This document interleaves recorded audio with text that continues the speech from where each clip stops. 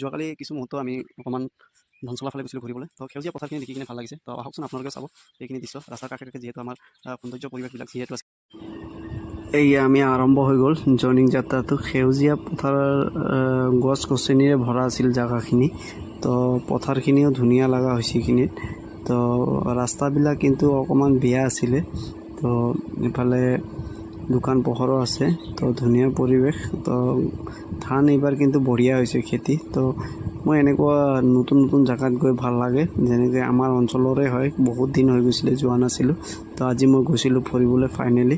তো ধুনীয়া ধান কটা মানুহখিনিও ৰাস্তাত লগ পাইছোঁ। তো ভাল লাগিছে এই মুহূৰ্তটো।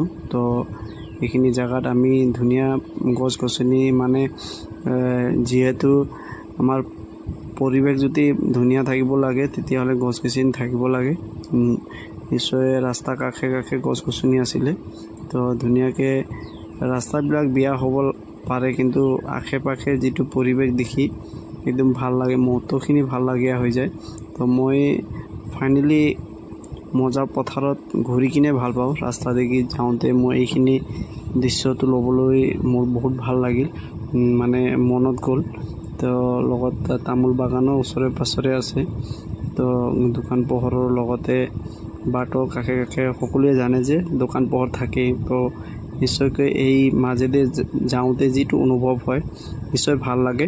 তো মই প্ৰায়লি ঘূৰিবলৈ গৈ থাকোঁ, ক'ৰবাত কামত যোৱা সময় মানে এই পৰিৱেশবিলাক কেপচাৰ কৰি মোক ভাল লাগে। কাৰণ কিছুমান মুহূৰ্তত সেইবিলাক ভিডিঅ' বাৰু কিবা ভাইৰেল হওক নহওক কোনো কথা নাই, কিছু মুহূৰ্তত কেতিয়াবা আকৌ আমি চাবলৈ ৰিটাৰ্ণ যদি ইচ্ছা কৰোঁ তেতিয়াহ'লে আমি ফেচবুকত নিজৰ প্ৰফাইলৰ পৰা চাব পাৰোঁ। সেইকাৰণে মজা লাগে কেপচাৰবিলাক চাই কিনে, যে এইটো জেগাত গৈছিলোঁ অমুক তাৰিখে, ডেট চেট ধুনীয়াকৈ থাকে।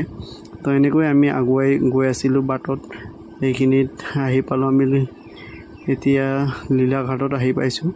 যিহেতু লীলাঘাটৰ ওচৰৰ যিটো মাৰ্কেট তিনিআলি আছিলে সেইখিনিত আমি আহি কিনে এতিয়া নদীৰ কাষত পাম। তো নদীৰ কাষে কাষে আমি এইফালে চিধাকৈ গ'লে মানে আমি লং জাম্প হৈ পাওঁ। আকৌ আমি টাৰ্ণ ডাইন ছাইডত যদি আমি ৰাইট কৰি দিওঁ তেতিয়াহ'লে আমি ইফালে আপোনাৰ ডাইৰেক্ট চিতলমাৰী হৈ ওলাই যাম আমি আজি। কাৰণ ইফালে গাৰো সম্প্ৰদায়ৰ লোক আছে। তো এইটো বাটেদি সোমাই যাম মই। তো এইটো চিতলমাৰী যোৱা ৰাস্তা হয়, যিহেতু জালঠাং বুলি কয় গাঁও হৈ যাওঁ।